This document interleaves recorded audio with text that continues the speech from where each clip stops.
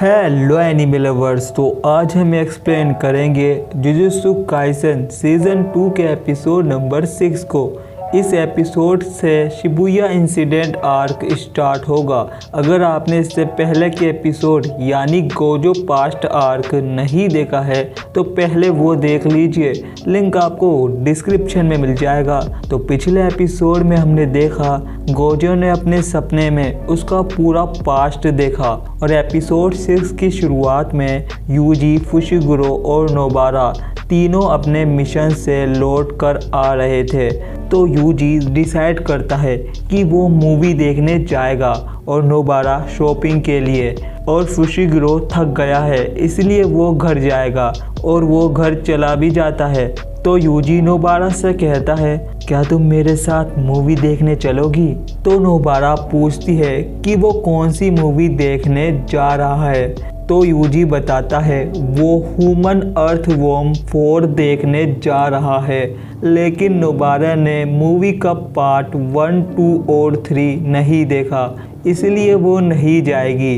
लेकिन यूजी उस मूवी का ट्रेलर नोबारा को दिखाता है, जिस पर नोबारा कहती है मैं किसी कीड़े वीड़े को नहीं देखना चाहती, और वो शॉपिंग के लिए चली जाती है। और ये सब दूर से एक लड़की देख रही होती है और दूसरी तरफ हम मेमे और टोडो को क्योटो के प्रिंसिपल योशिनोबु के ऑफिस में देखते हैं, और ये दोनों टोक्यो के स्टूडेंट की रैंक बढ़ाने की सिफारिश करते हैं, जिसमें माकी, पांडा, मेगुमी, नोबारा, यूजी थे। पर योशिनोबु बताते हैं उन्हें फर्स्ट ग्रेड सोर्सरर बनने के लिए उन सबको किसी फर्स्ट ग्रेड सोर्सरर के साथ कोई मिशन कंप्लीट करना होगा, और मिशन के बाद उन्हें सेमी फर्स्ट ग्रेड बना दिया जाएगा और फिर उन्हें अकेले ही किसी फर्स्ट ग्रेड लेवल का मिशन पूरा करना है। फिर जाकर तय किया जाएगा वो फर्स्ट ग्रेड सोर्सरर बनने के लायक है या नहीं। इसके बाद वो दोनों टेबल टेनिस खेलते हैं और टोडो मेमे को बताता है उसे यूजी पर पूरा भरोसा है कि वो फर्स्ट ग्रेड सोर्सरर बन जाएगा। इसके बाद वो और यूजी दोनों साथ में मिशंस पर जाएंगे, जिस पर मेमे उसे बताती है जिन सोर्सरर्स ने दूसरे सोर्सरर्स को रिकमेंड किया हो वो उनके साथ मिशन पर नहीं जा सकते, यानी कि टोडो यूजी के साथ मिशन पर नहीं जा सकता।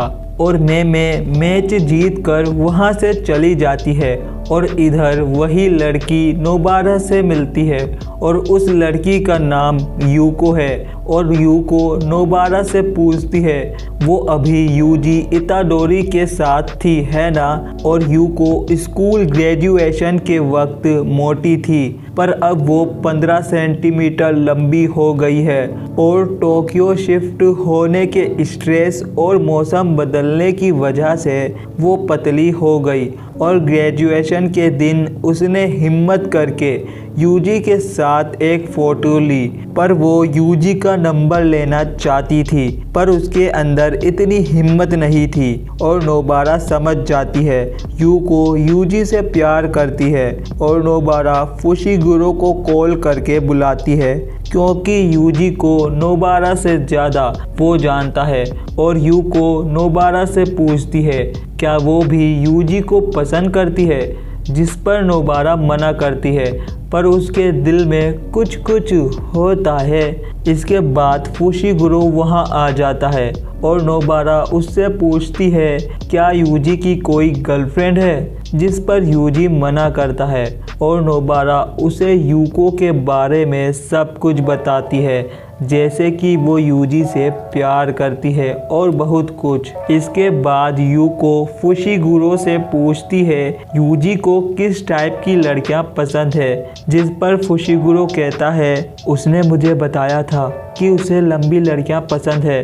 और ये सुन नोबारा और यूको खुश हो जाती है क्योंकि यूको लंबी है। इसके बाद नोबारा यूजी को बुलाती है और यूजी वहां आ जाता है, पर नोबारा सोचती है उसने यूजी को यूको के बारे में बताया ही नहीं। अगर यूजी उसे पहचान नहीं पाया तो यूको को बुरा लगेगा क्योंकि वो पहले से बहुत बदल गई है। पर यूजी यूको को पहचान जाता है और हम एक फ्लैशबैक देखते हैं जब यूजी के दोस्त उससे पूछते हैं कि यूजी को कौन सी लड़की पसंद है, जिस पर यूजी कहता है उसे यूको पसंद है। पर उसके दोस्त कहते हैं वो कितनी मोटी है, लेकिन यूजी को उसके लिखने का तरीका पसंद है। और ये सब यूको छुपके सुन रही थी और कहानी प्रेजेंट में आती है और यूजी यूको को बाय कह रहा था। इसके बाद नोबारा फुशिगुरो से कहती है, मुझे इस बात का गुस्सा है कि मेरा बॉयफ्रेंड बनने से पहले ही यूजी की कोई गर्लफ्रेंड बन रही है। इसके बाद तीनों लोरी उताहिमे से किसी मिशन के सिलसिले के लिए मिलते हैं और लोरी बताती है जुजुत्सु हाई की खबर लीक हो रही है और इसमें जुजुत्सु सोर्सरर का हाथ है।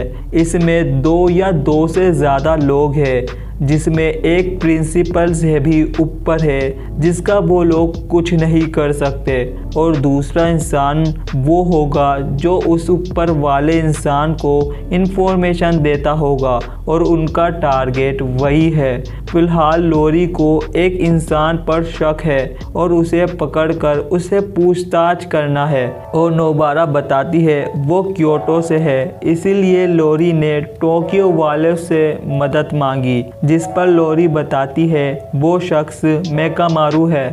दूसरी तरफ मीवा मेकामारू से कहती है आज बुक सबमिट करने का आखिरी दिन है, जिस पर मेकामारू कहता है वो सोने जा रहा है तो मेरी बुक तुम सबमिट कर देना और वो सो जाता है। और लोरी तीनों को मेकामारू की असली बॉडी के ठिकाने पर ले आती है जहां मेकामारू नहीं मिलता, जिस पर शक यकीन में बदल जाता है गद्दार मेकामारू है और मेकामारू का असली नाम कोकिची है। और दूसरी तरफ मेकामारू यानी कोकिची के पास गेटो और माहितो आते हैं और माहितो कहता है हम इसके दुश्मन हैं तो इसे जल्दी ख़त्म करते हैं, जिस पर गेटो ऐसा करने से मना करता है क्योंकि माहितो ने कोकिची से बाउंडिंग बाउल रखी है। मतलब कोकिची ने उनसे एग्रीमेंट किया था कि वो उन्हें इन्फॉर्मेशन देगा, बदले में माहितो अपने आइडियल ट्रांसफिगुरेशन की मदद से कोकिची का शरीर ठीक करेगा। पर इसे ठीक करने के बाद हम इसे मार सकते हैं और माहितो अपने आइडियल ट्रांसफिगुरेशन से कोकिची को ठीक कर देता है और माहितो कोकिची से लड़ने के लिए तैयार था और कोकिची बहुत सारे मेकामारू को बुला लेता है और माहितो पर हमला कर देता है, लेकिन माहितो सारे मेकामारू को ख़त्म कर देता है और देखता है कोकिची वहां से भाग गया था। तभी ज़मीन फट जाती है और निकलता है अल्टीमेट मेकामारू और ये देख माहितो बहुत खुश होता है क्योंकि उसे लड़ना है और गेटो ने कर्टेन लगा दिया था ताकि कोकिची बाहर की दुनिया से कांटेक्ट नहीं कर पाए। और कोकिची के पास 17 साल 1 महीने 29 दिन की कर्ज एनर्जी है क्योंकि वो इतने टाइम तक एक जगह बंद रहा और इतने कर्ज एनर्जी हासिल की।